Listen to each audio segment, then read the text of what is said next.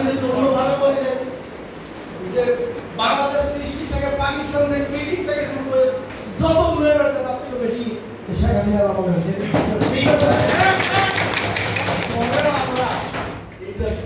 মাহমুদপুরের মাটি বিএনপি জামাতের ঘাঁটি এইটাকে আমরা প্রমাণ করতে দেব না। আমরা আগামীতে মাহমুদপুরের মাটি নৌকার ঘাঁটি শেখ হাসিনার ঘাঁটি এটা প্রমাণ করতে চাই। যদি আমরা ইনশাআল্লাহ চেষ্টা করি সবাই মিলে আমরা পারবো।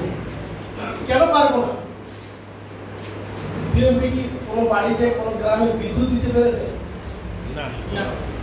বিএনপির সময় 2-1 জায়গায় বিদ্যুৎ দিয়েছে, অবলিক বাদ দিয়ে দিয়ে আপনার মনে নাই?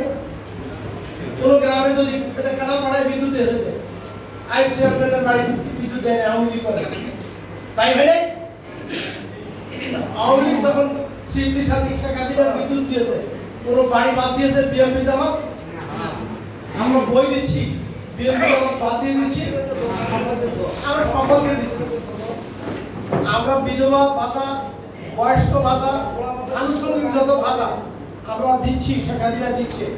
এটা কি আওয়ামী লীগ ছাড়া বিএনপি দিচ্ছে না? বরঞ্চ তারাই পাচ্ছে সব, আওয়ামী লীগ দিয়ে দিল, আমরা পাচ্ছি না। তো আমরা কেন পারবো না? আমরা চেষ্টা করি, পারবো।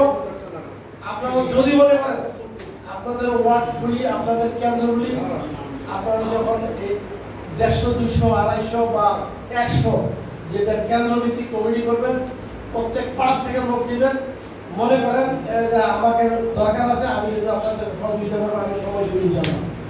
যাই হোক, আমাদের নেতৃবর্গ এসেছে, আমরা এবার এই নির্বাচনে প্রমাণ করে দিব মাহমুদপুরের মাটি সিভিল সাদিকের ঘাঁটি, মাহমুদপুরের মাটি নৌকার ঘাঁটি।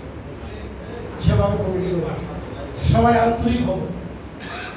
কে কি পেয়েছি পাই নাই, মনে দুঃখ অনেক।